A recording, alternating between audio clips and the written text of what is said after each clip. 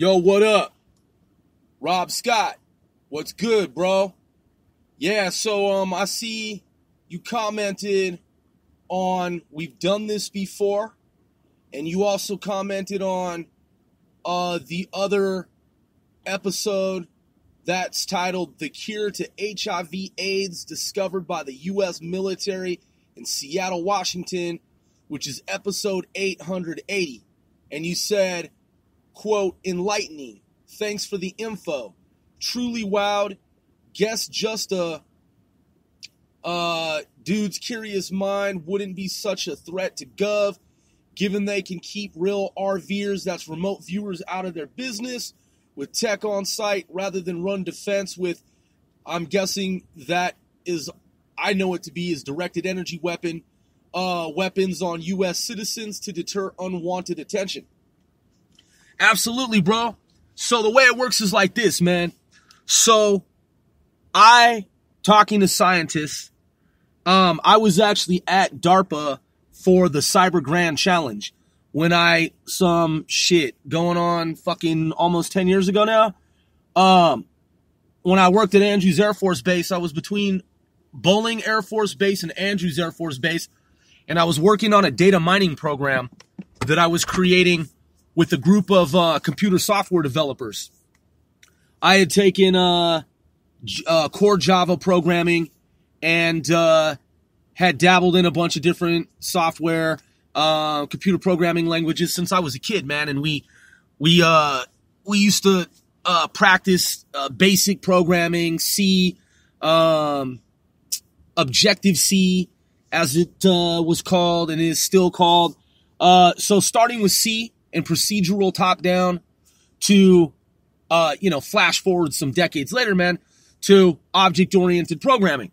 And so I was working with the team of software developers, and we had sat down with DARPA program managers to discuss a data mining program that would have both military defense and dual purpose commercial value. So I spearheaded that program. And someone I know from California who is a researcher, analyst, and had been in multiple master's degree programs, that person had received funding from the National Science Foundation, NSF, for a project. And that person and I were working on a whole host of different projects. And I actually had a member of the Israeli Defense Forces. We hosted an individual as part of a joint security program in the U.S. And that person was from the Yamam, and the nature of what we were doing back then for cybersecurity. We were at DARPA to meet with DARPA program managers on 2 separate occasions. That's before I moved the operation to here in New York. Before I had sat down with DARPA program managers to discuss the data mining program that a team of software developers and I had been working on, which to this day that project is it's not in the public domain. It's still a secret program. The point is that, in other words, it's still under development. But before that, I had been researching the various spectrum, full gamut of DARPA programs going back some 20 fucking years. And in terms of breakthroughs in defense science, you can look it up now. As part of it, it's partially declassified, but a lot of it still remains deep black special access. So DARPA figured out that there's a protein, CREB, that creates a photographic mind within the host. And when induced with this this protein, it creates an actual photographic mind. Now, neuroscientists had believed that previously, most scientists were in consensus falsely believing that there is no such thing as a true photographic mind. People say, yeah, this person has a photographic memory, photographic memory, photographic mind, photographic memory. Whereas neuroscientists, most of them will say, they'll rebuttal that and refute that and say, well, see, that's common misconception. I've been a neuroscientist for 25, 30 years, and I can tell you this. It's a common misunderstanding. There is no such thing as a true blah, blah, blah, blah, blah, blah, blah, blah, blah. I'm a fucking ancient ossified dinosaur fucking wannabe scientist. I'm fucking pseudo-science oriented, and there's no such thing as a true photographic memory. You see, it's really called an eidetic memory. There can really never ever be a true photographic memory. These people are fucking quacks, man. They have no idea they have no idea how the human brain actually operates. What DARPA figured out, in contrast to these fucking quacks in the world of neuroscience, who still live in medieval times, is that there is such thing as a true photographic memory. And this CREB protein induces absolute 100% photographic memory. So you also hear these fucking quacks in neuroscience who will say that it's not true that humans use only 10% or less than 10% of their brains, because some people concede that the human brain uses only 10% of its overall capabilities. Right? I'm sure you've heard that before. People will say, yeah, humans, we really only use less than like 10%, maybe even like less than 1%. We really don't know. And then you have these other individuals, these neuroscientists, they'll say, well, now, see, that's another common misunderstanding and misconception among the lay persons. You see, the human brain, we actually do use 100% of our brain. But we don't. And because there are different dormant regions, areas, spaces within the brain that have never been unlocked.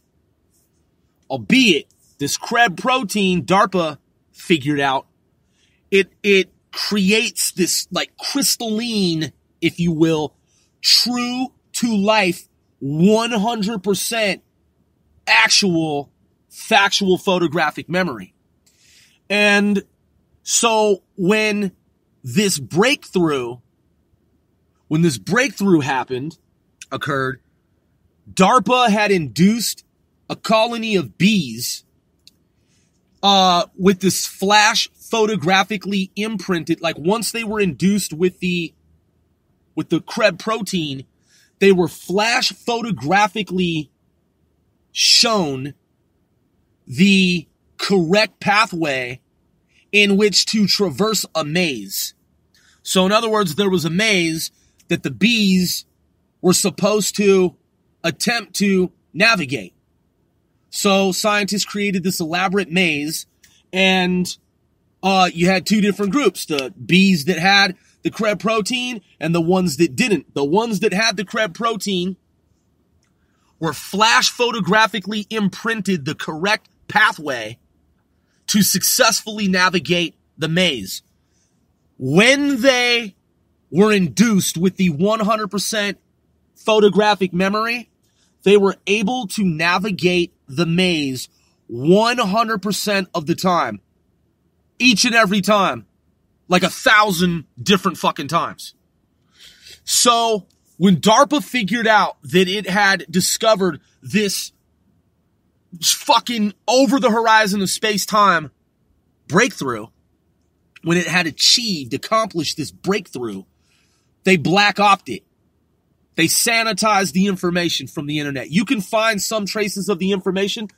The reason is that they were awaiting approval to, from the ethics group and all the different committees in which to begin human trials of this Creb protein drug, compound, what have you. And then they went black. It's just like they just black opt the whole thing. They just went off grid with it and sanitized, scrubbed the internet of almost all traces of this information, because what some people were asking was, if we don't know if the brain is finite or infinite, like non-local intelligence, digital physics, right? Like we're just like basically human systems, like, machines, if you will, so to speak. And because, humans don't know, right? We appear biological, but let's just say our intelligence, though it appears individual for each person, is somehow beamed to us from some type of like source, right? And humans think that we're these individuals, but we're really this like one mind within these different shells, right? So that's known as digital physics.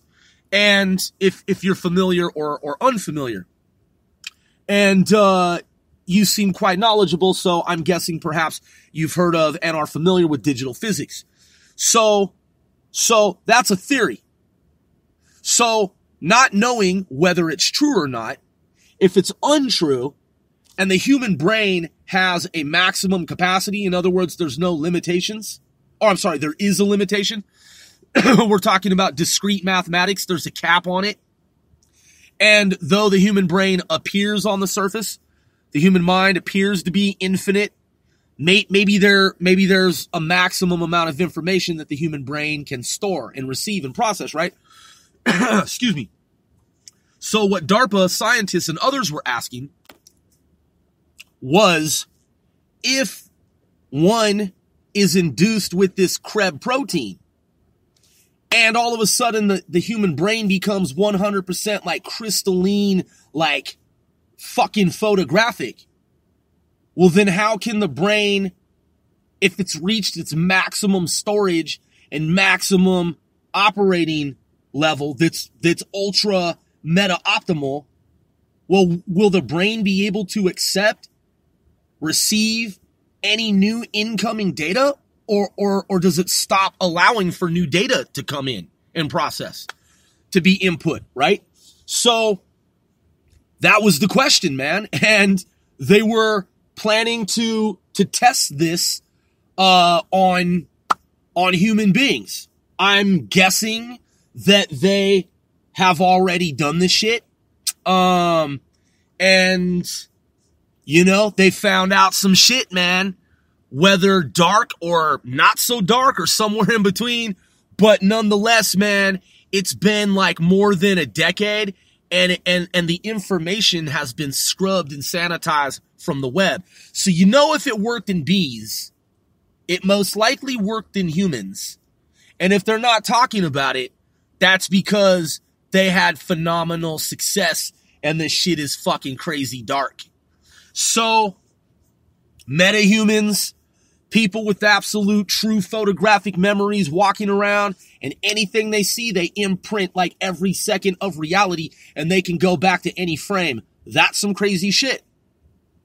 So, in terms of AIDS, HIV, question is, right, I believe I know where you're going with this, and I just kind of left it out there for the audience. If what I'm saying is true, and the U.S. military defense science community, that is not just the U.S. military, but the civilian group of scientists as well, that encompasses and comprises the larger U.S. intelligence community, subset thereof, defense science intelligence community.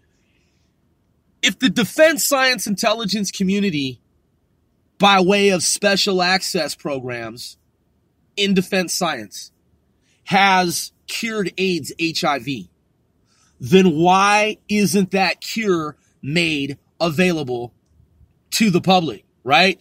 Why don't humans know about it? Like, why isn't it in every fucking newspaper publication in the world? Like, oh my God, it's finally been done.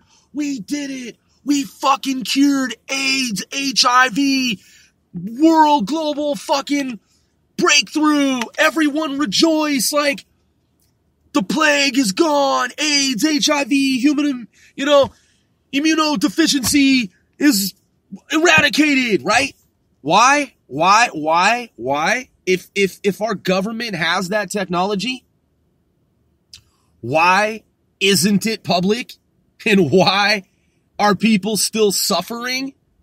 Well, that's a good question, man. It's a good question. And I often wonder that shit myself. So, my belief, because I do have an answer for that. And it's not something that I just came up with, man. It's something that I've long thought about since I became, aware of the breakthrough, and it was, made known to me. And, since I've been privy to the information, it's been the same question that I've had. And the only answer that I have that makes any kind of sense, at least in my view, is that they have the cure for AIDS, HIV, and the reason that they don't release it immediately is because they're some motherfucking evil people, man. They're just some evil, fucking, wicked ass fucking people. Why do they allow for people to suffer? I mean, look at marijuana, man. It's a double-edged sword. You hear in medical journals that, so you hear people say marijuana cures cancer. I believe it may, and that's why marijuana was outlawed for as long as it was, because the government, some branch arm of the shadow government or whatever entities are on this planet, they want for people to be sick, man, because, I don't know, maybe some of the world is set up in some type of like cosmic fucking staged up like gameplay type shit, like alien video game, right? You have people who are healthy, but then you also have people who are sick, right? And you have pharmaceutical companies that sell a bunch of fucking toxins and shit to humans, pretending that these are like, remedies and like cures for like this and that, or like medicines to like help alleviate and like mitigate certain like sicknesses and ailments, right? But it's all really just a fucking stage op. Keeping people sick so that they become dependent on these pharmaceutical industries, right? Look at Val Valiant Thor, the story of the stranger at the Pentagon. He comes down to Earth and he tells the Pentagon, he says, listen, I have information in terms of technology that you can integrate into your society, and it will help you reanimate humans who have, passed on and died, and who have become deceased. We have the technology, on Venus to basically reprint humans. Like, if you have, the human corpse, we can take the DNA, and though the human appears dead, we can reanimate the human being for you. We can do that for you. We're willing to give you that technology. And Eisenhower, he tells, he thinks about it for a couple of days, and then he comes back and he tells Val Valiant Thor that he respects the offer, and he genuinely appreciates, the generosity and the genuine nature of the gesture, but that he had to respectfully decline because it would ruin the economy of this planet. So what type of economy are we talking about? Well, the only thing I can infer and deduce is what I just said in the preceding. Pharmaceutical companies. Why did they go after... Look, man, I read the book Dianetics. A friend of mine, he's a professor of mathematics. I've talked about him on the show. He asked me one year, he was like, hey, man, we started this painting company, and we're just chilling, making money, man. He's like, hey, you want to read Dianetics with me? And I was like, you mean by L. Ron Hubbard, that fucking goddamn book that's been advertised on TV since we were fucking kids? He's like, yeah, I've never read it, man, and I just kind of want to give it a read. I was like, dude, that's that cult shit, man. That's that Scientology shit. And he's like, come on, man, let's just read it. And I was like, all right, bro, I'll follow your lead, man. Let's check it out. Let's see what he's talking about. What I learned, man, by having an open mind, Dianetics doesn't really have anything to do with fucking Scientology at all. Scientologists who came after L. Ron Hubbard, they took his, like, just basic information and created a whole thing called Scientology around L. Ron Hubbard. Like, L. Ron Hubbard was like a down-to-earth, like, rational dude who just figured out some shit on Earth about the pharmaceutical industries and the world of psychology and psychiatry. He just flat out said the shit is fake and it's made up. Now, we talk about that now. I mean, we know that. People know about Monsanto and so on and so forth, right? People know the shit's rigged up like some, movie or whatever, right? Like Divergent or, Mockingjay, right? Hunger Games. We know it's fucking rigged up, but think about it this way.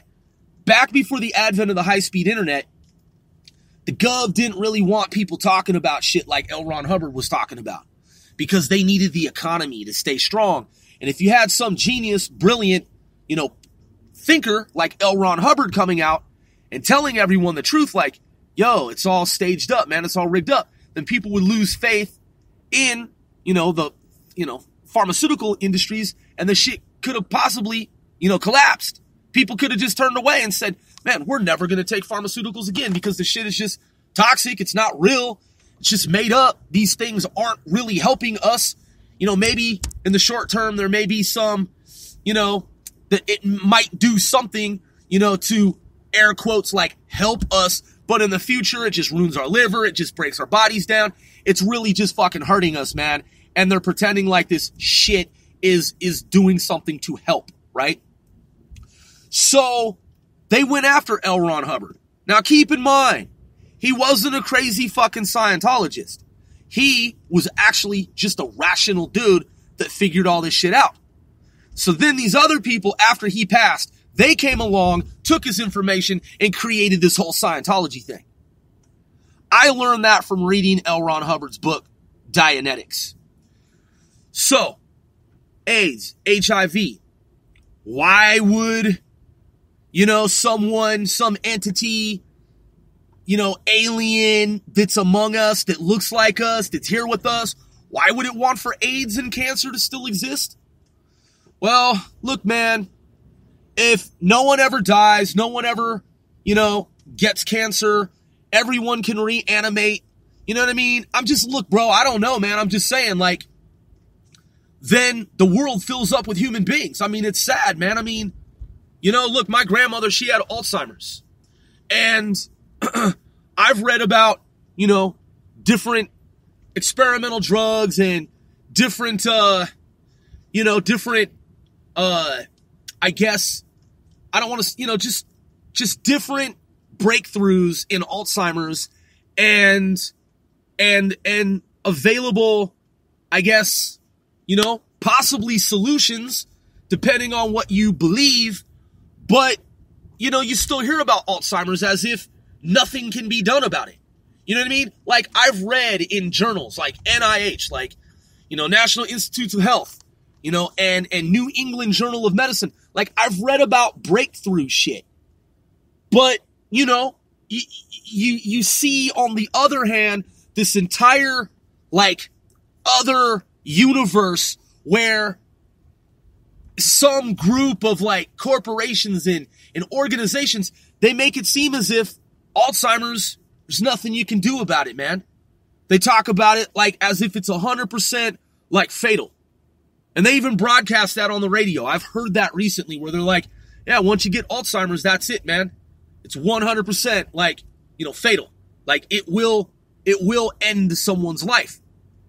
But there are stories about people who had what appeared to be Alzheimer's. And then I don't want to say that it was cured, but I'm just saying, bro, there's a lot of disinformation out here, and it's the same with marijuana. Marijuana, it's often been said that marijuana cures some forms of cancer. People believe it. They smoke it, and they seem to believe that it destroys precancer cells and cancer cells. But then you have these doctors who they say that Well, all these people, these are doctors saying this. Yeah, all these people that rave about marijuana, all these reefer madness movies, all these people who promote marijuana and so on and so forth, they think it's all fun and games, but they're not medical doctors like us. They don't see the cases of people coming to the emergency room with the different types of weird, strange cancers that have grown, the different types of lymphomas, just weird shit. And we as doctors don't understand why people are promoting this drug. They think it's safe, and they just don't see all these countless, almost cases, like one after another, of people being admitted to the emergency rooms or screened during different, visits to the, to the doctors. We see thousands and thousands and thousands of cases of people who have developed cancer from smoking weed. Okay, so you have two competing stories, right? Marijuana cures cancer, marijuana causes cancer. Well, which one is it? My guess is it's somewhere in between. It depends on how much, the volume, and many other factors, right? I don't know though, right? I don't know. So, and then you also hear stories about like Magic Johnson. Like what type of, regimen is he on? Like what is he doing? Like some people rumor that it's not even in his system anymore. You know what I mean? Did he figure something out? Like what did he pay for? I'm just simply saying, man. And then you have Dr. Sebi, right? I don't know if you've read anything about him, and there's the whole conspiracy theory about Dr. Sebi and his diet, right? Approach to curing AIDS. Now, I'm just simply saying, man, if you do any research about Dr. Sebi, his information is pretty irrefutable, man. They went after him as well. And the judge told him something like, and don't quote me on the number, but she was like, I want for you to bring 10 people who you've cured of AIDS to this courtroom, and I want for you to prove it with documentation. So he's like, okay. He brings like over 50 people. Okay, she only asked for like 10 or 5 or some shit, right? He brings like 50 fucking people to the courtroom. Something like that. Again, don't quote me on the numbers, but the number of patients that he brought far exceeded what it was that she expected and asked him to do, right? These patients of his had AIDS, like full blown, like AIDS, right? Not, HIV, but full blown AIDS. And the medical facilities that those are the hospitals that he took them to, they verified at multiple different medical facilities. Like they had AIDS here, they had AIDS again here, they had AIDS again here. Well, they were cured by him, and then they went to XYZ, one hospital, second hospital, third hospital, and each one of those hospitals said, yeah, you don't have AIDS. We don't know who told you have AIDS, but you don't have it. We've tested you multiple times, don't have it. That person then went to a second hospital. Yeah, dude, dude, we're telling you, listen, you don't have AIDS, okay? You don't have HIV, you don't have AIDS, like you are clean as a whistle. Third hospital, like what? You went to 2 hospitals, and why are you coming here? You've been tested 4 times? We'll test you 2 times as well if it makes you feel better, but dude, you don't have AIDS. He took those medical records to the judge. And all of those people were cured of AIDS. So he obviously cured AIDS. Shadow government didn't like that. Or some entity on this planet did not like that. So he died of pneumonia, which is really kind of interesting for someone who had the cure, right? And he had tens of thousands of dollars on his person when he died of pneumonia, right? So, believe what you will, but I think, it's very clear, man. It's very obvious. What if everyone could just have sex on the planet, man, and not have to worry about any type of venereal disease or sexually transmitted disease? You see what I'm saying? People would be out of fucking control, man.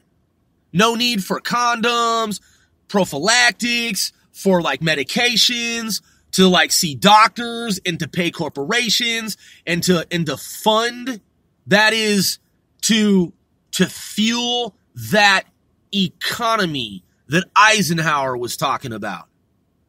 I'm just saying, man, like, why would the government keep the cure to itself? Why the fuck does the government do the shit that it does, man? Experimentation on human subjects, unwitting, MK Ultra, just all kinds of shit, man. You can look at the list of human experimentation that our government's done. Does it plan at some point to release the cure into the public? Into the public? I don't know, man. In the meantime, I know what I know. And I know that the government has the cure for AIDS and HIV, man. I know because I saw the data. So, I'm just saying, man, nanobombs,